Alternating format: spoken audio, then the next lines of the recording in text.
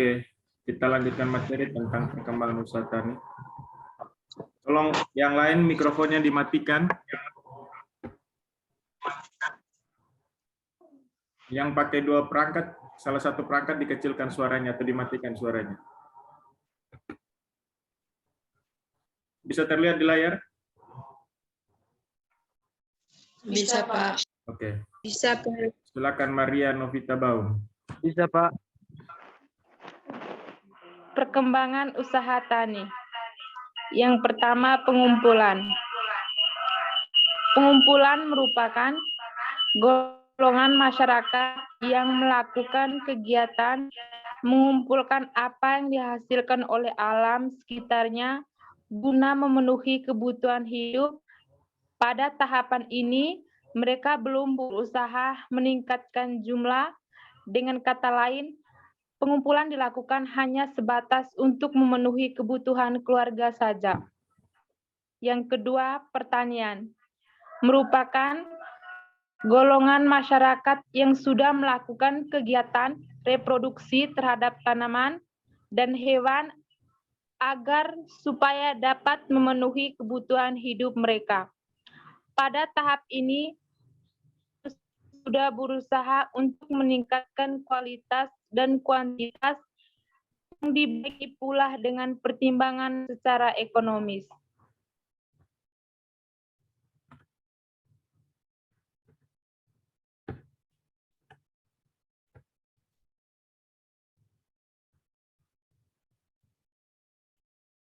Lanjutkan.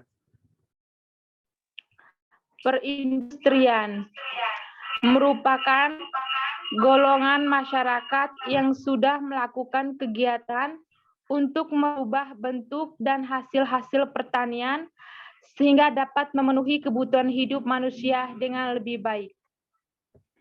Yang keempat, perdagangan. Merupakan golongan masyarakat yang sudah melakukan kegiatan untuk merubah tempat, waktu, serta kepemilikan hasil pengumpulan, pertanian, dan perindustrian dengan tujuan agar hasil tersebut menjadi lebih baik untuk memenuhi kebutuhan manusia. Pada umumnya, produsen berada di lokasi pedesaan, sementara konsumen sebagian besar terdapat di perkotaan. Dalam hal ini, kegiatan perdagangan sebagai penghubung antara produsen dengan konsumen. Selain itu, kegiatan perdagangan mencakup pula kegiatan sortasi, penyimpanan, jasa angkutan, dan lain-lain. Yang kelima, jasa-jasa lain. Merupakan golongan masyarakat yang sudah melakukan kegiatan manusia guna memperlancar jalannya kegiatan pengumpulan, pertanian, perindustrian, dan perdagangan. Baik. Terima kasih Maria Novita Baum. Jadi ini terkait perkembangan usaha tani. Ada 5 golongan. Jadi pengumpulan ini zaman-zaman dulu, zaman nenek moyang kita masih nomaden. Jadi mereka pergi ke hutan kumpul, dapat apa? Ubi, digali, bawa pulang.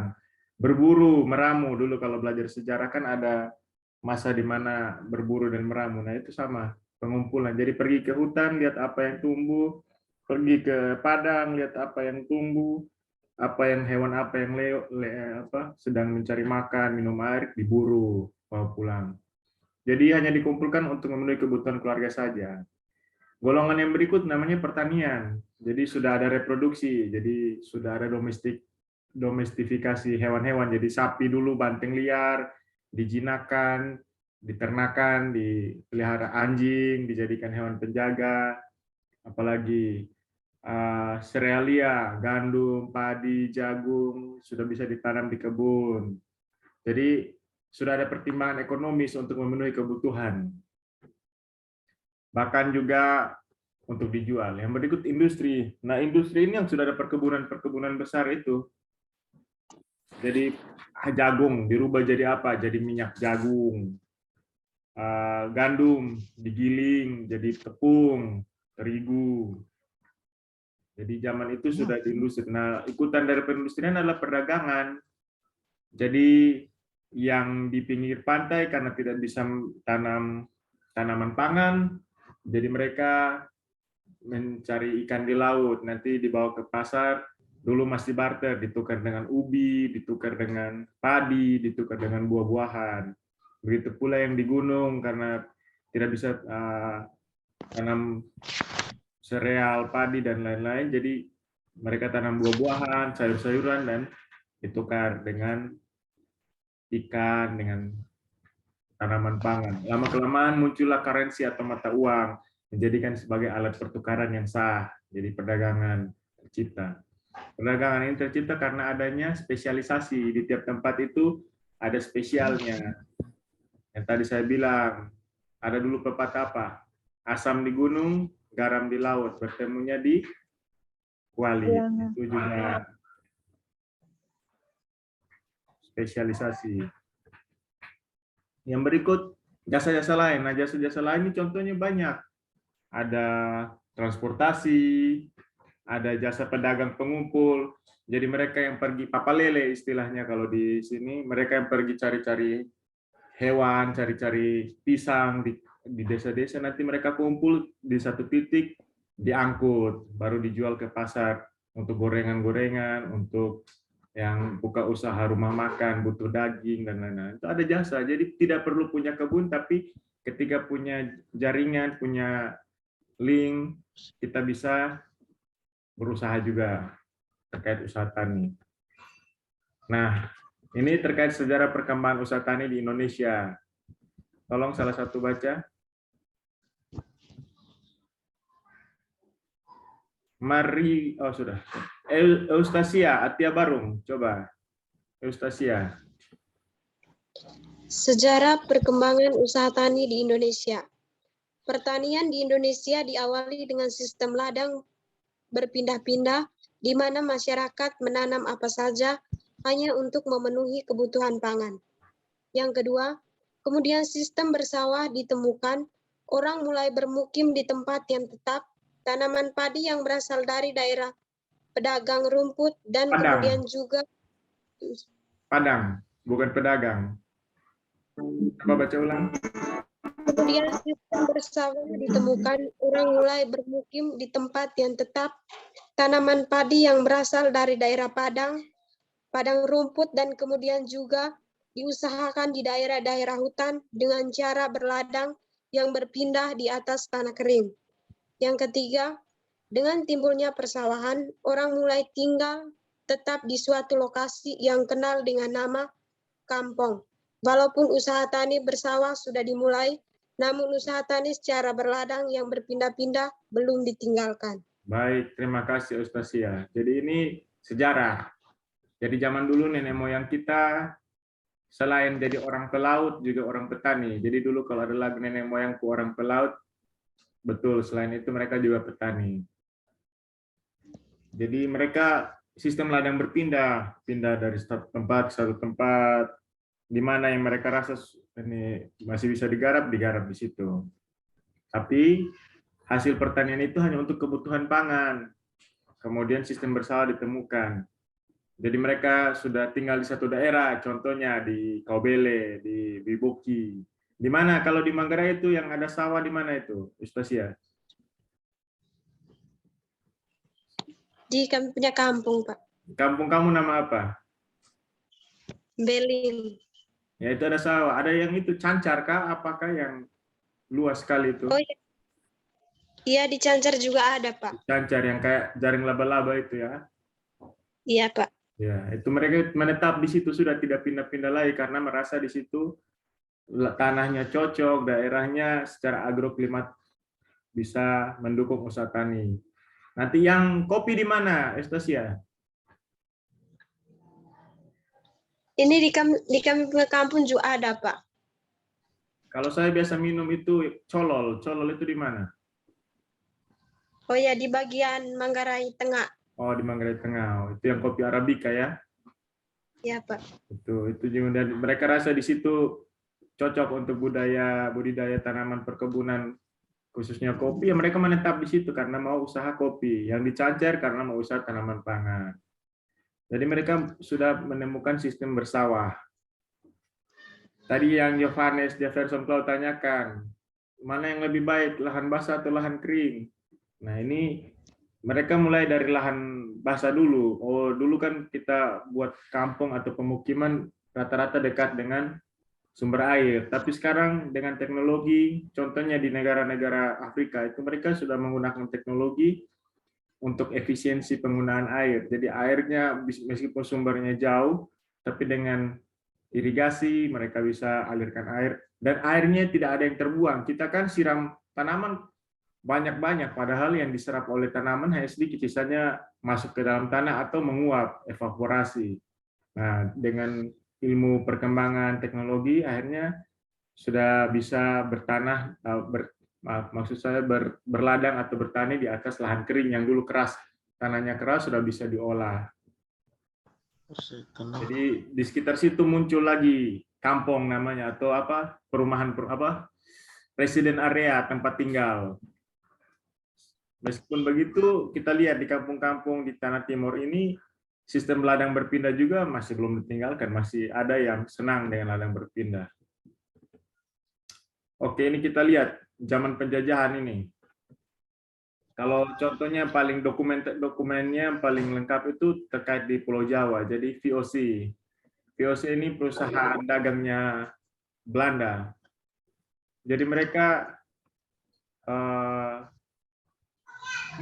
intinya mereka mau masyarakat Indonesia yang ada di Jawa sana itu tetap bodoh supaya bisa dijadikan tenaga kerja yang murah. Dulu ada namanya culture stelsel atau tanam paksa. Itu salah satu bagian dari politik agraria. Jadi sebelumnya ada priangan stelsel, habis itu dibuatlah culture stelsel. Culture stelsel apa? Jadi masyarakat itu wajiblah ini tanam tanaman-tanaman yang laku di Eropa supaya VOC ini sebagai perusahaan Belanda itu bisa ekspor tanaman-tanaman yang laku, rempah-rempah, tanaman perkebunan dan lain-lain. Yang berikut setelah penjajahan. Nah, setelah Indonesia merdeka, kebijakan pemerintah terhadap pertanian tidak banyak mulai perubahan. Yang namanya negara baru jadi masih pakai sistem lama. Jadi masih banyak tanah yang dikuasai oleh penguasa. Dulu ada tuan-tuan tanah. Saya yakin di daerah kalian juga pasti ada tuan-tuan tanah. Nanti tanahnya dikasih ke orang untuk garap, sistemnya bagi hasil atau nanti bagi keuntungan. Jadi setelah selesai masa penjajahan, kegiatan usaha tani itu sebagian besar ditentukan oleh petani itu sendiri. Jadi dia mau tanam apa, mau tanam berapa seluas apa, itu tergantung dia. Petani itu sebagai manajer. Jadi dia mengelola dan sebagai entrepreneur, pengusaha. Dia menentukan mau jual di mana, harganya berapa, begitu. Tapi kembali lagi ada namanya mekanisme pasar sehingga keseimbangan itu tercipta. Munculnya tuan tanah di pedesaan. Jadi mungkin dulu ada yang kakeknya atau nenek buyutnya itu tuan tanah. Itu karena setelah penjajahan mereka yang menguasai lahan-lahan yang jumlahnya luas. Setelah itu ada namanya Revolusi Hijau tahun 1970-an dengan program namanya BIMAS. Di situ ada namanya Panca Usaha Tani. Panca itu 5, jadi ada 5 usaha tani mulai dari penyediaan bibit unggul, pemupukan, pengairan, pemberantasan hama penyakit ini sudah mulai pakai pestisida dan jarak tanam, metode bercocok tanam yang lebih baik. Yang berikut komponen kedua adalah penerapan kebijakan harga sarana dan hasil produksi. Jadi ada harga eceran tertinggi, misalnya harga gabah, kering giling sudah diatur oleh pemerintah melalui Badan Urusan Logistik atau yang biasa disebut Bulog. Ada kebijakan-kebijakan terkait pupuk, subsidi, dan lain-lain. Adanya dukungan kredit dan infrastruktur. Jadi ada koperasi dulu namanya koperasi KUD ya, koperasi unit desa, biasanya kasih bantuan-bantuan kredit. Sekarang saya rasa sudah tidak ada lagi, karena digantikan dengan BUMDes. Infrastruktur, dibuat jalan pedesaan, meskipun hanya perkerasan, dibuat ini selokan-selokan yang tujuannya untuk irigasi. Itu setelah penjajahan melalui program BIMAS. Nah, revolusi hijau itu punya berdampak buruk ternyata. Jadi dimaksudnya baik, tapi dalam perjalanannya ada efek samping. Yang pertama, organisme penyubur tanah musnah. Contohnya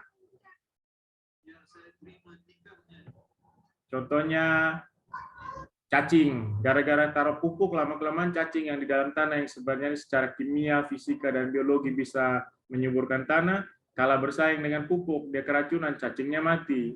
Akhirnya kita bergantung pada pupuk buatan atau pupuk sintetis.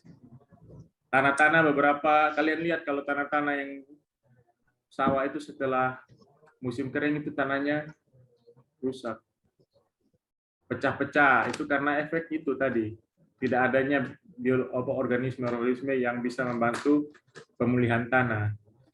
Pestisida mengendap, jadi kualitas tanah itu menurun. Sisa-sisa pestisida kan tidak semua diserap oleh tanaman. Nanti mengendap, bisa terbawa kalau cuci, misalnya kalian cuci lombok, tomat, sayur-sayuran itu kalau tidak bersih, itu bisa berbahaya bagi kesehatan. Keseimbangan ekosistem rusak, contohnya beberapa hama itu langsung resisten terhadap pestisida. Akhirnya tidak jadi, dulu kan kalau mengendalikan hama bisa pakai burung hantu untuk belalang atau untuk apa, tapi sekarang sudah rusak. Jumlah hamanya terlalu banyak. Itu artinya ledakan populasi. Setelah itu pada masa era reformasi. Nah, era reformasi ini ada perbedaan sudut pandang. Petani bukan lagi objek. Petani itu sebagai subjek. Jadi pendekatannya berbeda. Jadi pemerintah di sini sebagai stimulator dan fasilitator, bukan lagi pemerintah yang suruh petani tanam ini, petani tanam itu, tidak. Tapi pemerintah anjurkan saja, pemerintah berikan fasilitas-fasilitas yang dibutuhkan, contohnya subsidi pupuk, buat tadi infrastruktur dan lain. Sisanya terserah dari petaninya itu. Nah, di sini kita bisa lihat ada visi pertanian pada abad 21, yaitu pertanian yang modern, tangguh dan efisien. Misinya apa? Misinya adalah pembangunan pertanian adalah memberdayakan petani menuju suatu masyarakat tani yang mandiri, maju, sejahtera dan berkeadilan. Artinya petani betul-betul dipandang sebagai subjek, bukan lagi objek dalam sebuah program. Mungkin sampai di sini ada yang mau bertanya? Saya berikan kesempatan.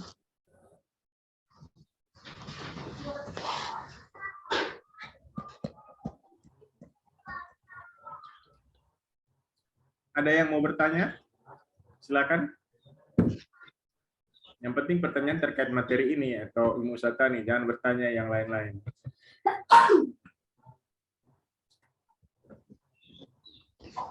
Silakan, ada yang mau bertanya? Kalau tidak ada, kita lanjutkan. Nah, dalam pada era reformasi. Ada, Pak. Oh, silakan Yohanes. Silakan. Ini saya itu Coba ini tampilkan kamera kamu stimulator dulu. dan fasilitator.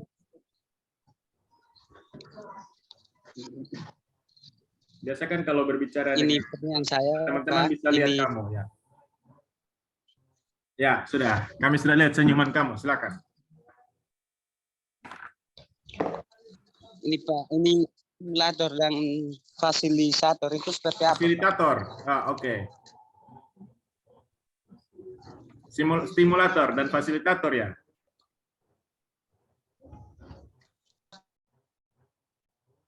Bagaimana terkait stimulator dan fasilitator? Yohanes, yang kamu ingin tanyakan.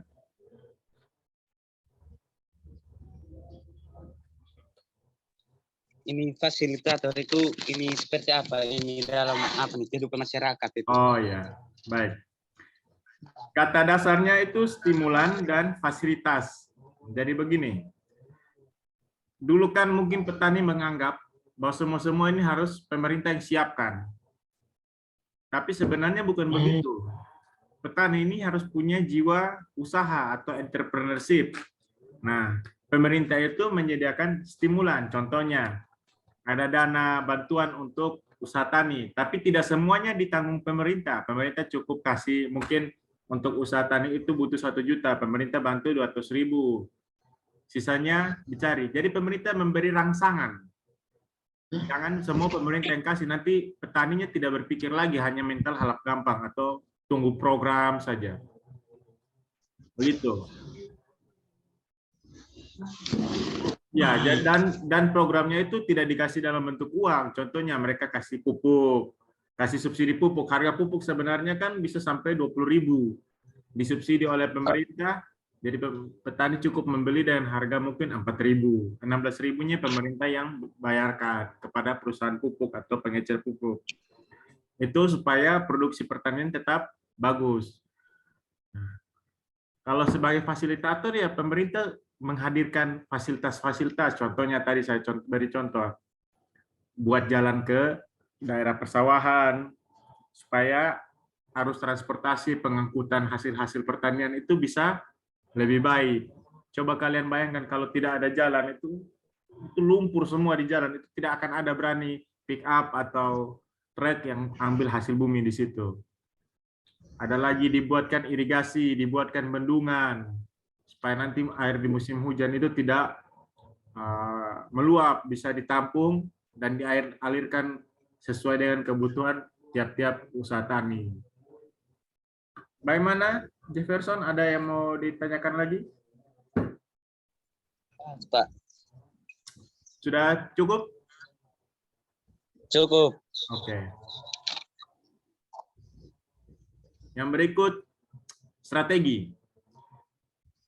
Yang pertama, dalam era reformasi, strategi pembangunan pertanian itu terkait optimasi pemanfaatan sumber daya domestik. Jadi sumber daya domestik itu sumber daya alam, sumber daya tenaga manusia yang ada di lokasi. Jadi kalian lihat di lokasi-lokasi biasa penyuluh-penyuluh itu pergi latih-latih petani untuk buat pupuk bokasi itu dari tanaman-tanaman yang ada di sekitar lokasi pertanian, dibuat dari kotoran ternak, buat dari sisa-sisa limbah pertanian. Nah, itu optimasi pemanfaatan sumber daya domestik. Yang dilatih pun petani yang di situ, yang di lokasi pertanian itu, bukan petani dari tempat lain. Yang kedua, strateginya adalah perluasan spektrum pembangunan pertanian melalui diversifikasi teknologi, sumber daya, produksi, dan konsumsi. Kata kuncinya ada diversifikasi. Difference artinya penganekaragaman. Jadi ada yang di tempat yang dataran tinggi karena altitude, ketinggian, kemiringan, kontur lahannya curam, dibuatlah tadi yang disebutkan pada pertemuan sebelumnya, terasering, berteras. Ada tanah yang landai, dibuatlah tadi petak-petak, dicetak menjadi sawah, diberikan bantuan irigasi, habis itu diajarkan cara memproduksi, cara tanam, penggunaan ajir untuk tanaman yang merambat, irigasi tetes untuk daerah yang curah hujannya sedikit sehingga efisiensi dalam penggunaan air, itu bentuk diversifikasi. Kalau tempat yang tiap hari air mengalir, mungkin irigasi tetes tidak diperlukan. Penerapan rekayasa teknologi pertanian spesifik lokasi secara dinamis. Nah ini berdasarkan spesifik lokasi. Jadi kalau di tempat tertentu karena kelembapannya tinggi ya tidak perlu irigasi tetes, tapi di tempat tertentu yang cukup panas, jadi menggunakan rekayasa teknologi, pakai pipa yang tahan penguapan, pakai infus mungkin diatur tetesan air per menitnya berapa. Itu artinya rekayasa, jadi diatur sedemikian rupa. Dibuatkan bendungan di situ supaya bisa menampung air hujan, sehingga pada saat hujan tanaman tidak terendam. Yang berikut strategi keempat adalah peningkatan efisiensi sistem agribisnis. Nah, agribisnis ini kan terdiri dari 5 subsistem, mulai dari penyediaan input, on-farm, pengolahan, pasca panen, pemasaran, sampai dengan sistem-sistem pendukung. Jadi koneksi antar setiap subsistem itu ditingkatkan. Jadi dibangunlah mungkin koperasi usaha tani atau BUMDes yang bisa menyediakan bibit, menyediakan pupuk, menyediakan alat-alat pertanian di lokasi pertanian di desa. Setelah itu petani-petani diarahkan, dilatih untuk bisa menanam dengan baik. Setelah itu pasca panen, tanaman atau komoditas tersebut jangan dijual mentah-mentah atau dijual dalam bentuk yang masih gelondongan, bisa diajarkan dibuat jadi apa, jadi keripik, jadi sambal, jadi saus, dan lain-lain. dilatih juga pemasarannya.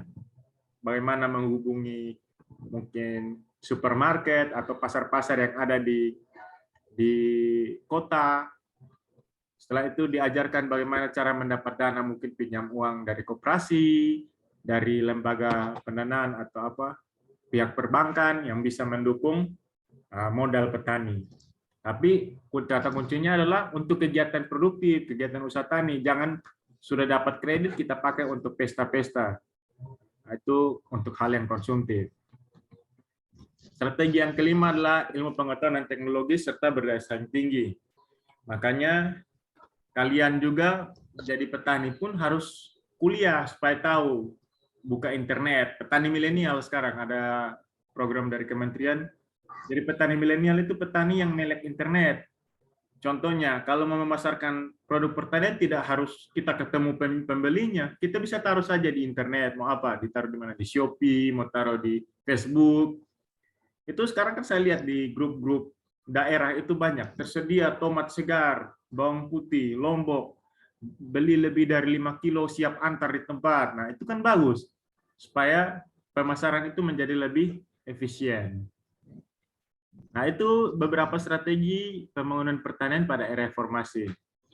Langkah operasionalnya itu namanya GEMA, Gerakan Mandiri, bukan Gerakan Mahasiswa Malaka ya, bukan. Ini GEMA, Gerakan Mandiri namanya.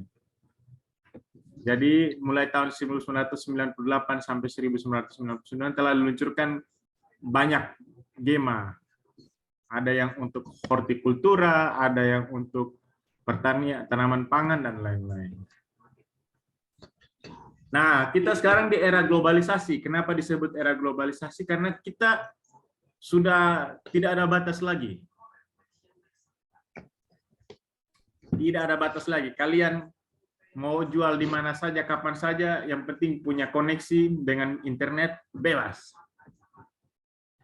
Itu ada non-barif tarir, ada pakai tarif, terserah. Jadi kalian kalau baca kemarin ada berita saus dari perusahaan ABC atau Indofood, saya lupa, itu tidak diterima di Singapura. Kenapa? Karena ada kandungan-kandungan tertentu yang tidak sesuai dengan standar kesehatan di sana. Nah begitu, sekarang karena sudah tidak terbatas, tapi ketika kita mau mengekspor barang, ada standar-standar tertentu, contohnya kualitas kandungan, pengepakan atau pengemasan, kehalalan. Kalau untuk negara-negara yang menerapkan standar halal, itu sertifikasi halal itu harus diperhatikan. Jadi di era globalisasi sekarang sangat terbuka untuk memasarkan. Contohnya kalau kita di daerah perbatasan ya, kita bisa mengirim produk-produk pertanian kita ke negara tetangga Timor Leste. Tergantung, kita lihat di sana mereka butuh apa, yang bentuknya seperti apa. Contohnya buah, tingkat kematangan berapa, ukurannya seperti apa. Kalau padi atau beras, kekeringannya, pecahnya berapa, itu kita harus perhatikan agar produk kita bisa diterima. Yohanes Eliakim Tahun, matikan mikrofon kamu.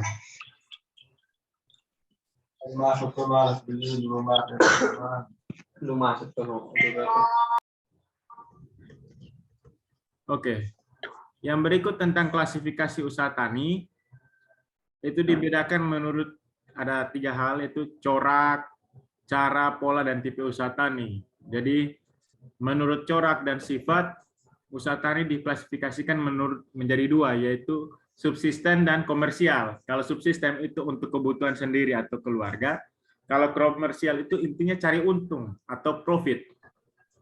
Hal itu tergantung pada kualitas dan kuantitas produk. Nah, ini cara membedakan usaha tani subsisten dan usaha tani komersil. Bisa kalian lihat dari indikator-indikator berikut. Misalnya usaha tani subsisten itu lahannya sempit. Kalau komersil pasti luas, di atas setengah hektar. Penggunaan output,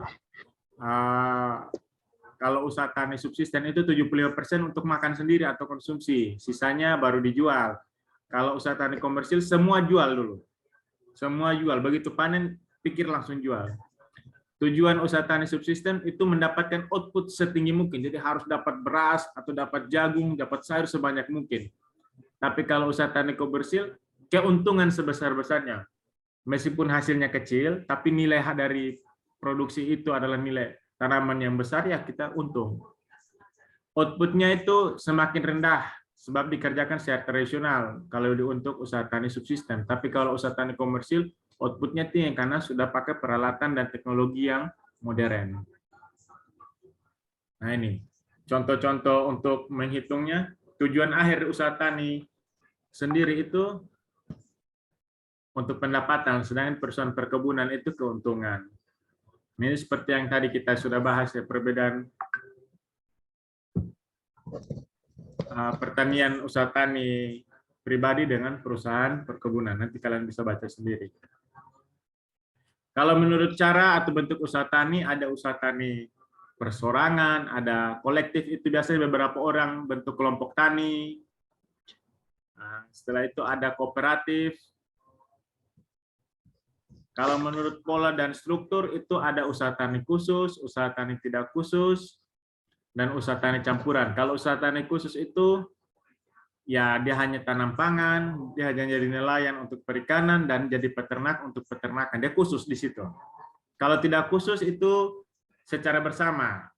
Contohnya tanaman pangan sekaligus peternakan. Jadi contoh dia punya kebun atau punya sawah, sambil itu dia pelihara kambing atau sapi. Karena bisa dikerjakan bersama-sama. Atau seorang nelayan, dia di rumahnya dia pelihara ternak, tapi kegiatan utamanya dia adalah mencari ikan dengan menjadi nelayan.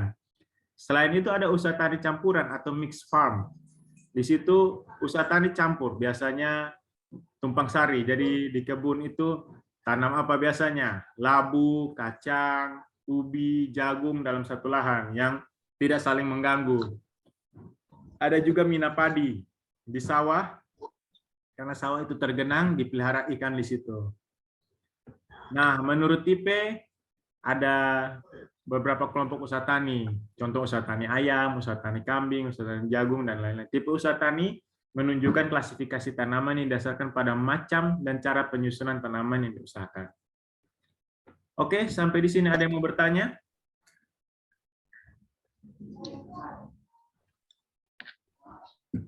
Ada yang mau bertanya?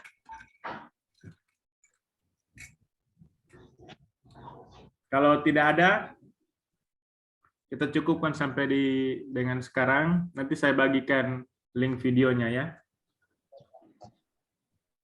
Saya mau bertanya, Pak. Ya, silakan Yohanes. Silakan. Oh, yang mau bertanya siapa? Angkat tangan.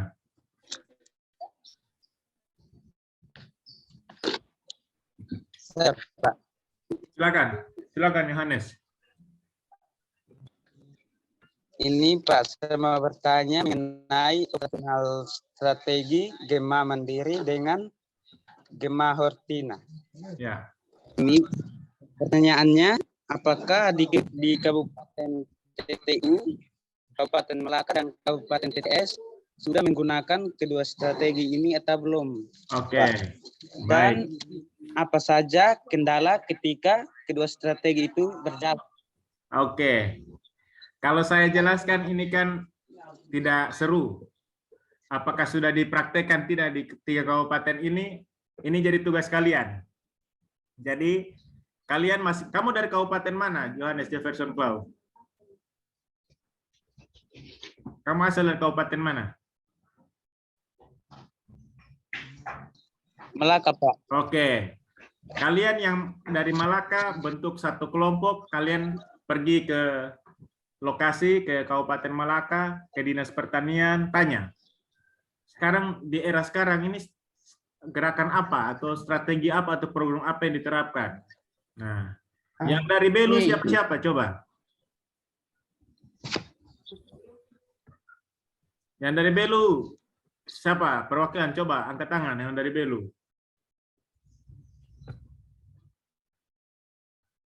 Yang dari Belu siapa? Coba. Tidak ada yang dari Belu? Oke. Marcelus Ebastus. Nah, nanti kalian ke Kabupaten Belu, ke Dinas Pertaniannya. Tanya.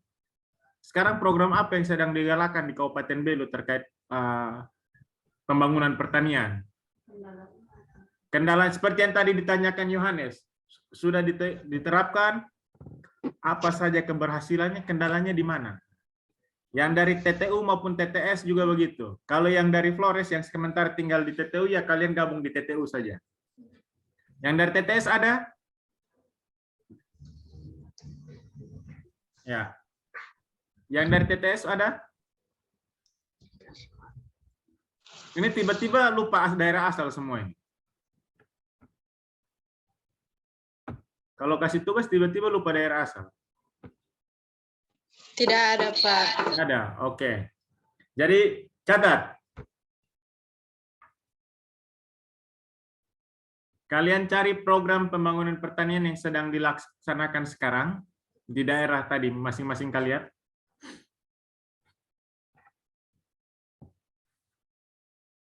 Sejauh mana keberhasilannya?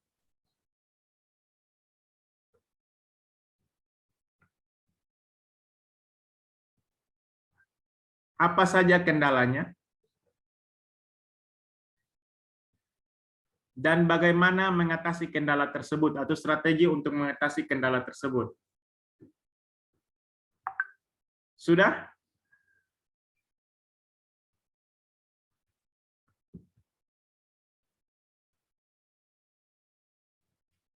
Sudah? Pak. Sudah? Sudah, Pak. Oke. Saya beri waktu 2 minggu. Nanti kalian presentasikan ya. Oke. Saya rasa itu